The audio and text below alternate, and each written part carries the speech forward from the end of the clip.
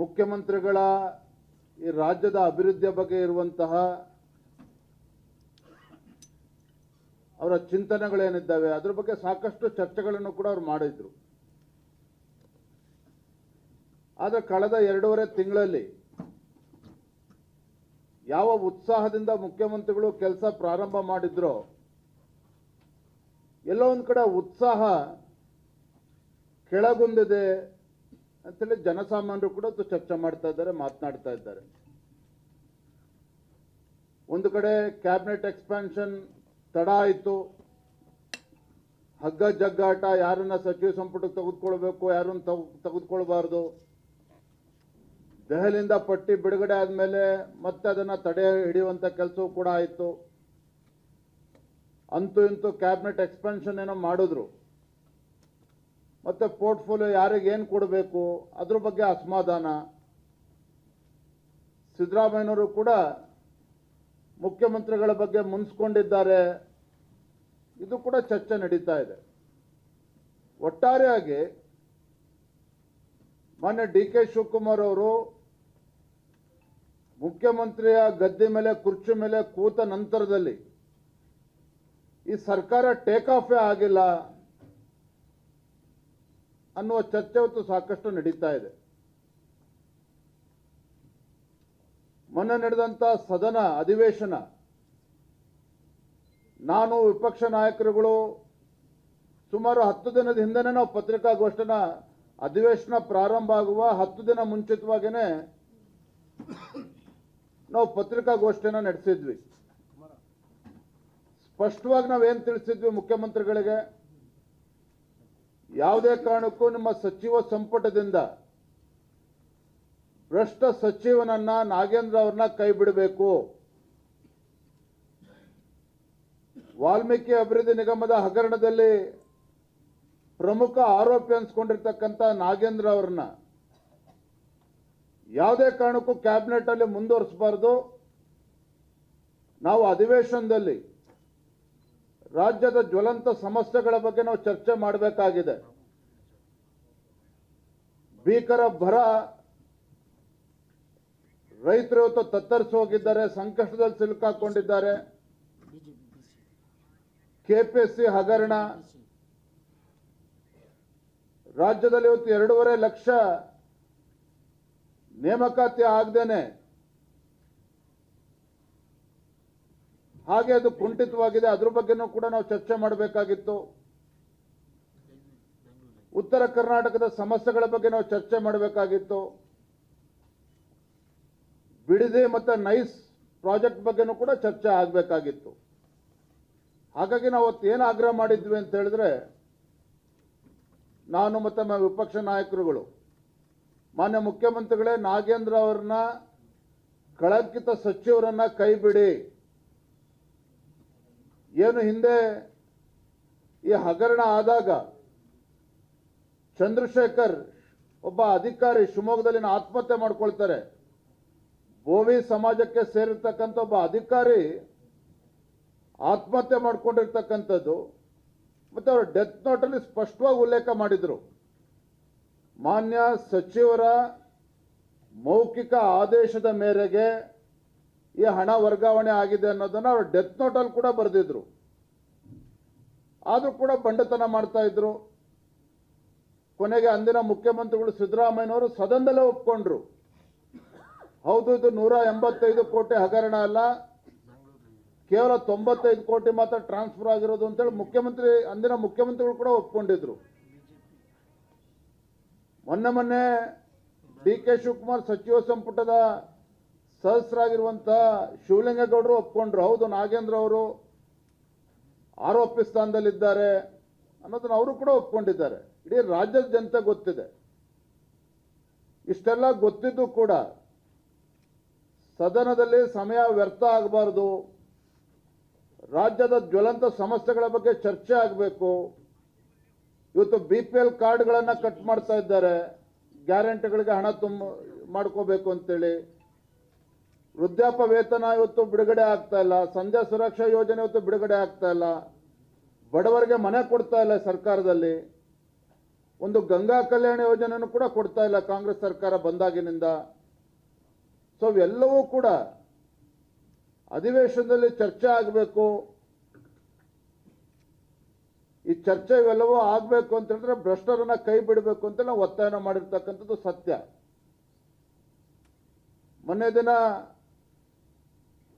ನಮ್ಮ ನಾಯಕರೆಲ್ಲರೂ ಕೂಡ ಅಧಿವೇಶನ ಇನ್ನೂ ಒಂದು ವಾರ ಮುಂದುವರಿಸಿ ಇವೆಲ್ಲವೂ ಕೂಡ ಚರ್ಚೆ ಮಾಡೋಣ ಅಂತ ಹೇಳಿದ್ರು ಕೂಡ ನಿನ್ನೆ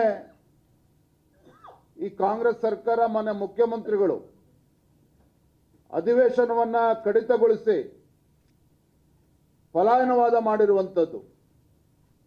ಅಂದ್ರೆ ಎಲ್ಲೋ ಒಂದು ಕಡೆ ಸತ್ಯವನ್ನ ಎದುರಿಸೋದಕ್ಕೆ ಸಾಧ್ಯ ಆಗದೇನೆ ಸದನದಲ್ಲಿ ಇವೆಲ್ಲವೂ ಕೂಡ ಚರ್ಚೆ ಆದರೆ ಈ ಕಾಂಗ್ರೆಸ್ ಸರ್ಕಾರದ ಮುಖವಾಡ ಬಯಲಿಗೆಳೆದಂತಾಗ್ತದೆ ಅಂತ ಹೇಳಿ ಚರ್ಚೆಗೂ ಕೂಡ ಅವಕಾಶ ಕೊಡದೇನೆ ಇವತ್ತು ಮುಖ್ಯಮಂತ್ರಿಗಳು ಓಡೋಗಿರುವಂಥದ್ದನ್ನು ಕೂಡ ನಾವು ನೋಡ್ತಾ ಇದ್ದೇವೆ. ಮತ್ತೊಂದು ಕಡೆ ನಿನ್ನೆ ಪಾರ್ಕ್ ವಿಚಾರದಲ್ಲಿ ರಾಜ್ಯ ಸರ್ಕಾರ ತೆಗೆದುಕೊಂಡಿರ್ತಕ್ಕಂಥ ನಿರ್ಣಯ, ಒಂದು ಕಡೆ ಡಿ ಕೆ ಶಿವಕುಮಾರ್ ಅವರು ಹೇಳ್ತಾರೆ 1 ಕೋಟಿ ಸಸಿಗಳನ್ನು ನೆಡ್ತೇವೆ ಅಂತೇಳಿ ಕೋಟ್ಯಾಂತರ ರೂಪಾಯಿ ಖರ್ಚು ಮಾಡಿ ದೊಡ್ಡ ಕಾರ್ಯಕ್ರಮ ಕೂಡ ಮಾಡ್ತಾರೆ. ಮತ್ತೊಂದು ಕಡೆ ಪಾರ್ಕ್ನಲ್ಲಿರುವಂತಹ 5% ಅಷ್ಟು ಜಮೀನನ್ನ ರಿಯಲ್ ಎಸ್ಟೇಟ್ ಮಾಡೋದಕ್ಕೆ ಹೊರಟಿದ್ದಾರೆ. ಒಟ್ಟಾರೆಯಾಗಿ ಡಿ ಕೆ ಶಿವಕುಮಾರ್ ಮುಖ್ಯಮಂತ್ರಿಗಳ ಕಾರ್ಯವೈಖರಿಯನ್ನು ತಾವು ನೋಡ್ತಾ ಇದ್ರೆ ಅವರಿಗೆ ಆದ್ಯತೆ ಯಾವುದು? ಬಿಡದಿ ಟೌನ್ಶಿಪ್.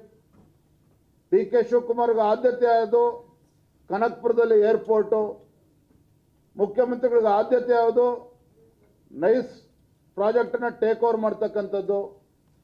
ಅಂದರೆ ಒಟ್ಟಾರೆಯಾಗಿ ಡಿ ಕೆ ಶಿವಕುಮಾರ್ ಮುಖ್ಯಮಂತ್ರಿಗಳ ಆಸಕ್ತಿ ಕೇವಲ ರಿಯಲ್ ಎಸ್ಟೇಟ್ ಸುತ್ತನೇ ಇದು ಗಿರ್ಕಿ ಹೊಡಿತಾ ಇದೆಯೇ ವಿನಃ ಈ ರಾಜ್ಯದ ಮುಖ್ಯಮಂತ್ರಿಗಳಿಗೆ ರಾಜ್ಯದ ಅಭಿವೃದ್ಧಿ ಆಗಲಿ, ರೈತರ ಸಂಕಷ್ಟಕ್ಕೆ ಸ್ಪಂದನೆ ಮಾಡುವಂಥದ್ದಾಗಲಿ, ಬಡವರಿಗೆ ಯೋಜನೆಗಳನ್ನು ಕೊಡಬೇಕು, ಯುವಕರಿಗೆ ಇವತ್ತು ಆದ್ಯತೆಯನ್ನು ನೀಡಬೇಕು, ಬಾಕಿ ಇರ್ತಕ್ಕಂಥ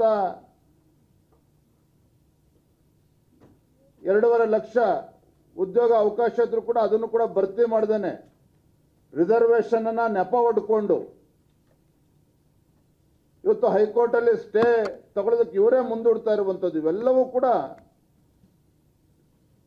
ತಾವು ಕೂಡ ಗಮನಿಸಿದ್ದಾರೆ, ರಾಜ್ಯದ ಜನರು ಕೂಡ ಗಮನಿಸಿದ್ದಾರೆ. ಹಾಗಾಗಿ ಎಲ್ಲ ವಿಚಾರಗಳು ಕೂಡ ಸದನದಲ್ಲಿ ಚರ್ಚೆ ಆಗಬೇಕು ಅನ್ನೋ ಅಪೇಕ್ಷೆ ನಮ್ದಿದ್ರೂ ಸಹ ಇದಕ್ಕೆ ಅವಕಾಶವನ್ನ ಮಾಡಿಕೊಡದೇ ಇರತಕ್ಕಂಥ ಕಾಂಗ್ರೆಸ್ ಸರ್ಕಾರ ಮಾನ್ಯ ಮುಖ್ಯಮಂತ್ರಿಗಳ ನೀತಿಯನ್ನ ಖಂಡಿಸಿ ಈ ಎಲ್ಲ ವಿಚಾರಗಳನ್ನು ತೆಗೆದುಕೊಂಡು ಮೊದಲನೇದಾಗಿ ನಾಗೇಂದ್ರ ಅವರ ಒಬ್ಬ ಭ್ರಷ್ಟ ಸಚಿವನನ್ನ ಕ್ಯಾಬಿನೆಟ್ ಇಂದ ಕೈ ಬಿಡಬೇಕು. ರಿಸರ್ವೇಶನ್ ಅಲ್ಲಿ ರಾಜ್ಯ ಸರ್ಕಾರ ಹುಡುಗಾಟಿಕೆಯನ್ನ ಮಾಡ್ತಾ ಇದೆ. OBC ರಿಸರ್ವೇಶನ್ ಬಗ್ಗೆ ಸಿದ್ದರಾಮಯ್ಯವರು ಅವತ್ತಿಂದನೂ ಕೂಡ ಬೊಬ್ಬೆ ಹೊಡಿತಾ ಇದ್ರು. ಅದ್ರ ಬಗ್ಗೆನೂ ಕೂಡ ಸ್ಪಷ್ಟ ನಿಲುವನ್ನ ಈ ಮುಖ್ಯಮಂತ್ರಿ ತೆಗೆದುಕೊಳ್ಳೋದಕ್ಕೆ ಸಾಧ್ಯ ಆಗಿಲ್ಲ. ವಾಲ್ಮೀಕಿ ಸಮುದಾಯಕ್ಕೆ 3 ಇದ್ದಂತನ 7% ಏರಿಸಿದ್ವಿ ನಮ್ಮ ಸರ್ಕಾರ ಇದ್ದಾಗ, ಬೊಮ್ಮಾಯಿನವರು ಇದ್ದಾಗ. ಅದಕ್ಕೂ ಕೂಡ ಕಲ್ಲಾಗ್ತಕ್ಕಂಥ ಕೆಲಸ ಕಾಂಗ್ರೆಸ್ ಸರ್ಕಾರ ಮಾಡಿದೆ. ಮತ್ತೊಂದು ಕಡೆ ಬರ, ರೈತರ ಸಂಕಷ್ಟಕ್ಕೆ ಸ್ಪಂದನೆ ಮಾಡಬೇಕು. ಉತ್ತರ ಕರ್ನಾಟಕದ ವಿಚಾರಗಳು, ನೀರಾವರಿ ಯೋಜನೆಗಳಿಗೆ ಆದ್ಯತೆಯನ್ನು ನೀಡಬೇಕು. 2.5 ಲಕ್ಷ ಹುದ್ದೆಗಳು ಇವತ್ತು ನೇಮಕಾತಿ ಆಗದೇನೆ ಏನು ನೆನೆಗುದಿಗೆ ಬಿದ್ದಿದ್ದಾವೆ, ಇದಕ್ಕೆ ರಾಜ್ಯ ಸರ್ಕಾರ ಆದ್ಯತೆಯನ್ನು ನೀಡಬೇಕು. ವೃದ್ಧಾಪ್ಯ ವೇತನ, ಸಂಧ್ಯಾ ಸುರಕ್ಷಾ, ಅದೇ ರೀತಿ ಬಡವರಿಗೆ ಮನೆ ಕೊಡ್ತಕ್ಕಂಥ ವಿಚಾರ ಎಲ್ಲವನ್ನು ತೆಗೆದುಕೊಂಡು ನಾವು ರಾಜ್ಯದ ಜನರ ಮುಂದೆ ಹೋಗಬೇಕು. ಈ ಕಾಂಗ್ರೆಸ್ ಸರ್ಕಾರದ ಬಂಡವಾಳವನ್ನ ಬಯಲುಗೆಳಿಬೇಕು. ಭ್ರಷ್ಟಾಚಾರದಲ್ಲಿ ಮುಳುಗಿರ್ತಕ್ಕಂಥ ಕಾಂಗ್ರೆಸ್ ಸರ್ಕಾರವನ್ನ ಬೀದಿಗೆಳೆದು ತರ್ತಕ್ಕಂಥ ಕೆಲಸನ ನಾವು ಮಾಡಬೇಕು ಅಂತ ಹೇಳಿ ಭಾರತೀಯ ಜನತಾ ಪಾರ್ಟಿ ನಾವು ತೀರ್ಮಾನ ಮಾಡಿದ್ದೇವೆ. ಈ ನಿಟ್ಟಿನಲ್ಲಿ ಬರದ ವಿಚಾರವನ್ನು ಕೂಡ ಒಳಗೊಂಡಂತೆ ಭಾರತೀಯ ಜನತಾ ಪಾರ್ಟಿ ಸೆಪ್ಟೆಂಬರ್ 1ನೇ ತಾರೀಕಿಂದ 10ನೇ ತಾರೀಕುವರೆಗೂ ಒಂದು ಬೃಹತ್ ಪಾದಯಾತ್ರೆಯನ್ನು ನಾವು ಹಮ್ಮಿಕೊಂಡಿದ್ದೇವೆ. 1ನೇ ತಾರೀಕು ರಾಯಚೂರು ಜಿಲ್ಲೆಯಿಂದ ಪ್ರಾರಂಭ ಆಗ್ತಕ್ಕಂಥ ನಮ್ಮ ಈ ಪಾದಯಾತ್ರೆ ಬಳ್ಳಾರಿನಲ್ಲಿ ಸಮಾರೋಪ ಆಗ್ತದೆ. ಸುಮಾರು 190ರಿಂದ 200 ಕಿಲೋಮೀಟರ್ ಅಷ್ಟು ಪಾದಯಾತ್ರೆ ಇದಾಗ್ತದೆ. ಏನು 1ನೇ ತಾರೀಕು ಉದ್ಘಾಟನೆ ಆಗ್ತದೆ. ಅದಕ್ಕೆ ನಮ್ಮ ಕೇಂದ್ರ ಸಚಿವರಾಗಿರುವಂತಹ ಗೌರವಾನ್ವಿತ ಪ್ರಹ್ಲಾದ್ ಜೋಶಿ ಅವರು ಬರ್ತಾ ಇದ್ದಾರೆ. ಅವರು ಪಾದಯಾತ್ರೆ ಉದ್ಘಾಟನೆಯನ್ನು ಮಾಡ್ತಾ ಇದ್ದಾರೆ. ಸಮಾರೋಪಕ್ಕೆ ಕೇಂದ್ರ ಸಚಿವರುಗಳು ಕೂಡ ಬರ್ತಾರೆ. ಅದೇ ರೀತಿ ನಿನ್ನೆ ದಿನ ನಾನು ವಿಪಕ್ಷ ನಾಯಕರು ಮಾನ್ಯ ಎಚ್ ಡಿ ಕುಮಾರಸ್ವಾಮಿ ಅವ್ರಿಗೂ ಕೂಡ ಮಾತನಾಡಿದ್ದೇವೆ. ಅವರು ಕೂಡ ಸಮಾರೋಪಕ್ಕೆ ನಾವು ಬರ್ತೇನೆ ಅಂತೇಳಿ ಅವರು ಕೂಡ ಭರವಸೆ ನೀಡಿದ್ದಾರೆ.